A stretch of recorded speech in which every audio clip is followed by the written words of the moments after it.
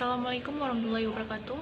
Di sini saya akan menjelaskan tentang perkembangan kebudayaan atau peradaban Islam pada masa dinasti Mughal di India.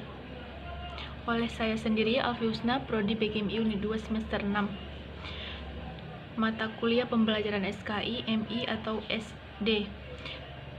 Dan dosen pembimbing Yusnizar MPDI.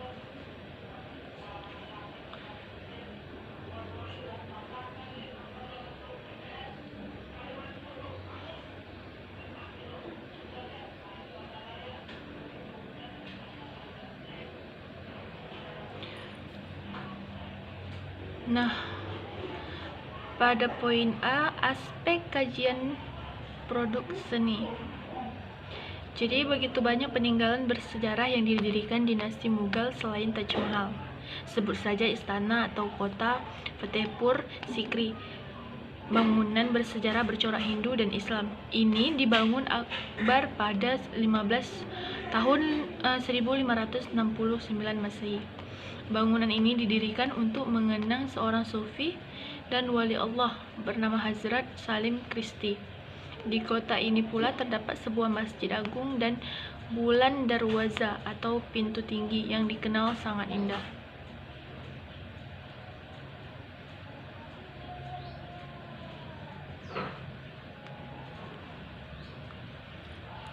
Nah, B, aspek kajian sastra, moral, pendidikan, dan agama.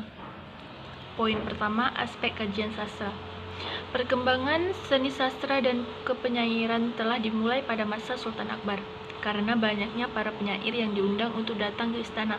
Beberapa penyair diberikan jabatan kepemimpinan dan diberikan sebuah tempat di mana mereka bisa latihan dan berkumpul, lengkap dengan peralatan musik modern seperti gitar, biola, trompet, dan rebana. Kedua, moral. Semenjak Islam masuk India, pengaruh mendasar yang utama adalah masalah penghapusan kasta yang telah mendarah daging ratusan tahun lamanya. Islam tidak mengenal kasta, sehingga oleh sebagian masyarakat Islam di India trauma pada kasta rendah. Kedatangan Islam disambut dengan senang hati. Dampaknya adalah terjadinya transformasi sosial karena kesastraan penduduk dalam memperoleh akses ekonomi, dan untuk bagian tertentu adalah menjadi pengawal pemerintah dan tentara. 3. Pendidikan dan agama. Dalam syariat Islam, tidak ada pemisahan antara politik dan ibadah, antara imam dan pemimpin pemerintahan. Tiap sendi kehidupan manusia terintegrasi dalam nilai-nilai agama. Masuknya Islam di India bukan tidak menimbulkan masalah konflik kepercayaan. Hal ini sangat wajar mengingat di wilayah tersebut berkembang dua agama besar, terutama Hindu dan Islam.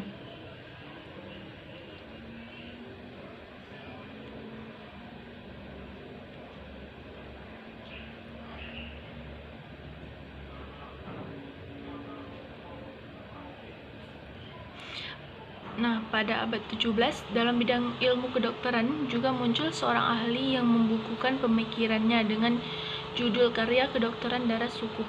Karya ini merupakan ensiklopedi kedokteran terakhir dalam Islam. Pada abad 18, ilmu kedokteran terus berkembang. Muhammad Shah Arzani dari Shiraz membuat sebuah skala kedokteran. Perkembangan ilmu medis dari Shiraz membuat sebuah skala kedokteran. Nah, dalam bidang ilmu pengetahuan pada masa Akbar terdapat 3 bahasa nasional, yaitu bahasa Arab sebagai bahasa agama, bahasa Turki sebagai kesastraan, sebagai bahasa bangsawan, dan Persia sebagai bahasa istana dan kesusastraan.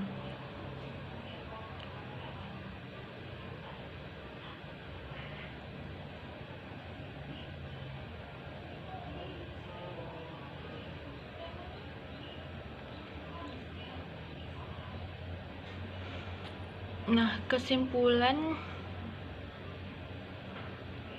pada materi ini adalah kerajaan Mughal berdiri pada periode pertengahan. Setelah masa pertengahan usai, muncul 3 kerajaan besar yang dapat membangun kembali kemajuan umat Islam. Di antara kerajaan besar tersebut adalah kerajaan Mughal. Ketiga, kerajaan ini sudah dapat dikategorikan sebagai negara adikuasa yang dikuasai pada zaman itu, karena kebesaran kerajaan tersebut sudah mampu menguasai perekonomian, politik, serta militer, dan mampu mengembangkan kebudayaan dan yang monumental.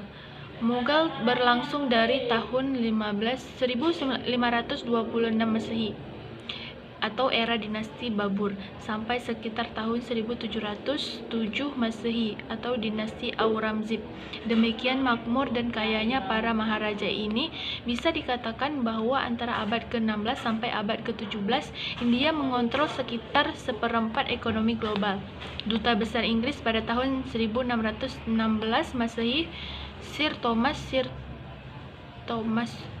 Roe dalam siratnya menggambarkan kekayaan Raja Jahangir atau 1569 atau sampai 1627 Masehi. Begitu melimpahnya sampai ia menyebutnya sebagai kekayaan dunia. Sekian dari saya. Assalamualaikum warahmatullahi wabarakatuh.